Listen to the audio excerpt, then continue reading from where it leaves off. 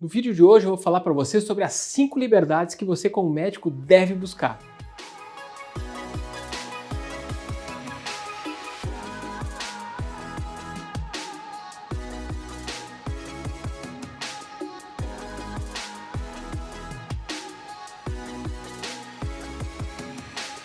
Você que me acompanha sabe que eu sou mentor de colegas médicos, eu faço mentorias individuais e mentorias coletivas. E uma das mentorias que nós temos feito atualmente e que tem tido aí uma repercussão muito bacana é a mentoria médico de valor. Essa mentoria consiste no encontro presencial de 3 dias e depois de mais alguns encontros online em que eu entrego especialmente aí muito conhecimento, muitas questões relacionadas à gestão, muitas questões relacionadas à carreira e a gente trabalha especificamente as 5 liberdades do médico. E nessa mentoria a gente trabalha essas 5 liberdades. Que liberdades são essas? A liberdade pessoal, a liberdade social, a liberdade financeira, que você já deve ter ouvido falar, e que vão nos oportunizar depois outras 2 liberdades, que é a liberdade geográfica e especialmente aquela grande dor do médico, que é a liberdade de tempo. Então essas são as 5 liberdades que eu trabalho nessa mentoria para que a gente possa, como médico, realmente chegar num patamar em que a gente se sinta realmente livre para a gente poder atuar da maneira que a gente quer atuar, que a gente deseja atuar e a gente podendo até mesmo trabalhar com mais liberdade no sentido de, se eu quiser trabalhar pro bono,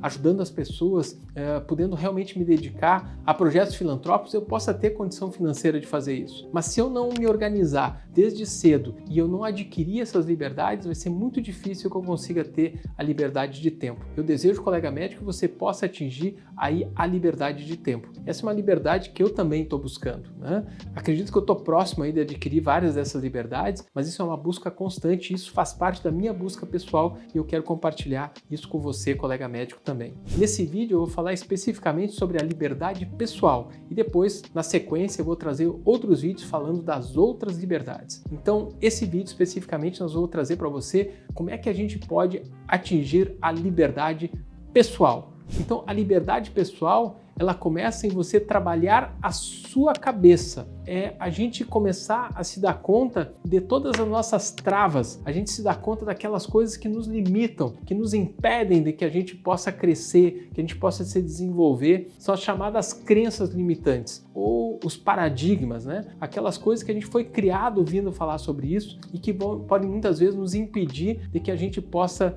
ter atitudes, fazer coisas diferentes da manada. Então, o normal é que as pessoas queiram que você siga a manada, né? Você tem que fazer parte do time. Só que se você agir como todo mundo, muitas vezes você vai tomar decisões que não são interessantes para você como ser humano. Então é muito importante que a gente consiga realmente sair da manada. No livro Mindset, da professora Carol Dweck, ela tem uma frase que eu acho que fala muito sobre isso, que é: a opinião que você adota a respeito de si mesmo afeta profundamente a maneira pela qual você leva a sua vida. Então essa é uma frase que me impactou muito. É a visão que você tem, é o quanto que você acredita que você é, das coisas que você acredita, é que vão impactar a maneira como você vê a vida. E isso é um mindset. O mindset é a visão que você tem do mundo, como é que você vê o mundo, como é que você entende o mundo e parte tudo isso da sua percepção. Isso é mentalidade, atitude mental. E na medicina nós temos muitas crenças limitantes, né? Nós temos uma medicina tradicional que é intocável, você tem que fazer aquilo que todo mundo sempre fez, a medicina é essa e a gente não pode fugir disso. Existe muita resistência às vezes à tecnologia, na telemedicina não é medicina, isso afasta a gente das pessoas. Tudo isso são dogmas, são paradigmas, são coisas que nos atrapalham, são crenças limitantes. A medicina como isolamento, o lucro às pessoas, o sacerdócio, uma hierarquia muito rígida, né? A gente vê inovação, lugares que tem menos hierarquia, as coisas fluem melhor, porque as pessoas se sentem mais livres para dar opinião. Pegar o exemplo de Israel, por exemplo, a Startup Nation, né? Por que Israel é o que ela é, tem o maior número de startups por metro quadrado do planeta? É porque lá todo mundo pode dar opinião. O que acontece? Até pelo sistema militar de Israel, todo mundo tem que passar pelo sistema militar e você, mesmo na reserva, você tem que estar sempre voltando para ser retreinado, né? E você vai ser aí comandado muitas vezes por um menino de 20 e poucos anos que naquele momento ele tem uma patente militar maior do que a que você ocupava. Ele é militar. E você como médico, como juiz, você vai ter que ir lá em algum momento e está sob o comando desse jovem. Então isso empodera o jovem, isso faz com que essa hierarquia não tão rígida, no sentido de que não interessa o que você é, mas naquele momento ali você está colaborando com o grupo e ali você vale pelo que o ser humano que você é, pela ideia que você tem, não pelos títulos que você ostenta. Isso muda completamente a maneira como as coisas acontecem, como a gente cria negócios, né? Como a gente cria soluções. Então, uma hierarquia rígida muitas vezes atrapalha. E isso é crença limitante, né? Resistência à mudança, a falta de empreendedorismo,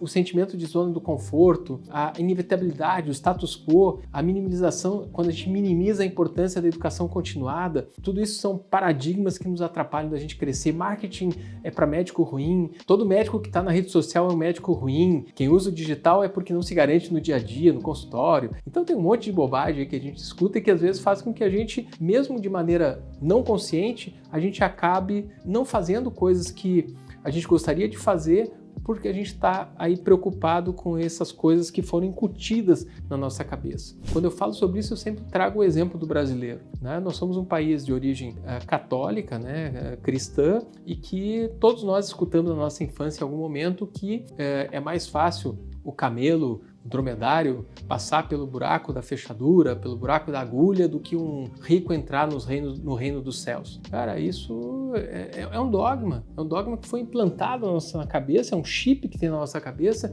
e que o brasileiro acha que sucesso é feio. Tá? E o médico tem muito isso, tá? Em que falar em dinheiro, pensar em investimentos, cobrar de maneira adequada, fazer cobrança do seu cliente, isso é feio. Tá? Eu não posso falar em dinheiro, não posso dar preço, quem vai fazer isso é a minha secretária. É você que tem que tratar isso com o seu cliente. Você é o profissional que ele respeita. Você pode ter até um funcionário, alguém para fazer fechamentos, mas quem vai dizer o preço do seu trabalho tem que ser você.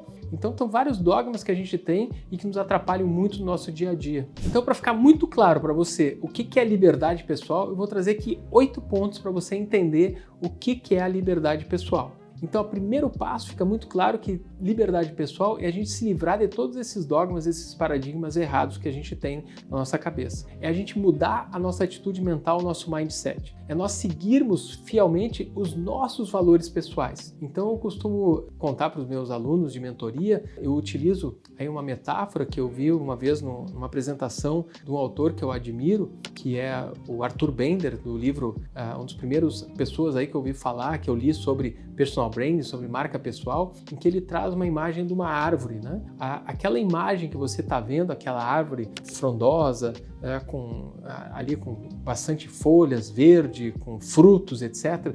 O que está fora da terra é o que você enxerga, isso é a imagem. Agora, tudo que segura essa árvore, que faz com que essa árvore continue frondosa, que ela continue firme, que ela não caia a qualquer vento, é a profundidade das suas raízes. Então, nessa figura que o Arthur Bender colocou, nessa apresentação, ele mostrava que tudo aquilo que está abaixo da terra, que as pessoas não enxergam, são os nossos valores pessoais. Então, se você segue os seus valores pessoais, você está seguindo aquilo que é importante para você, não interessa o que os outros digam, né? Então, a gente liga no foda-se, exatamente isso, né? Quem não gosta muito de nome feio, sinto muito, mas quando eu falava algum nome feio antes, me doía na orelha, mas às vezes a gente precisa dizer algum nome assim para isso realmente, isso já virou até capa de livro, né? Então foda-se, realmente ligue o foda-se, não interessa o que os outros vão pensar. Então interessa é você estar focado nos seus valores pessoais. Quando você deixa de se importar com o que o outro pensa, aí já a gente está falando da liberdade social, que é a segunda liberdade que a gente vai falar depois. Mas aqui é você seguir os seus valores pessoais. Tá alinhado com os teus valores pessoais, tá tudo certo. E para isso você precisa ter o quê? Autoconhecimento. Você realmente precisa buscar conhecer-se. Você precisa entender quem realmente você é. Você precisa conhecer a sua história. Então, uma das primeiras coisas que me ensinaram a fazer quando eu estava começando a aprender sobre empreendedorismo, era a gente escrever a nossa linha da vida. É você escrever aquilo que realmente faz diferença para você. Quais são os teus pontos de inflexão? Quais são aqueles momentos críticos em que a sua vida mudou, que a sua vida deu uma guinada? Ou quais são aqueles pontos críticos que você quer ter daqui para frente para mudar completamente a maneira como você faz as coisas? E tudo isso parte do autoconhecimento. Quando você conhece quais são os seus valores, quais são aquelas coisas que realmente você tem, que te caracterizam, e quais são as tuas forças, né? Ou quais são as tuas fraquezas, aí a partir daí a gente começa a entender e poder ter mais liberdade pessoal. A gente começa a ter mais confiança, acreditar acreditar mais em si mesmo, a gente começa a vencer a famosa síndrome do impostor. Então, como tudo na vida, é importante a gente ter medo, porque o medo, se ele não nos paralisa, ele faz com que a gente cresça. A síndrome do impostor, para quem nunca ouviu falar sobre isso, é aquele sentimento, aquela sensação que a gente tem que eu não sou a pessoa mais adequada para falar sobre isso. Será que eu sou bom o suficiente? Será que eu deveria estar aqui onde eu estou? Será que eu deveria estar ocupando esse cargo?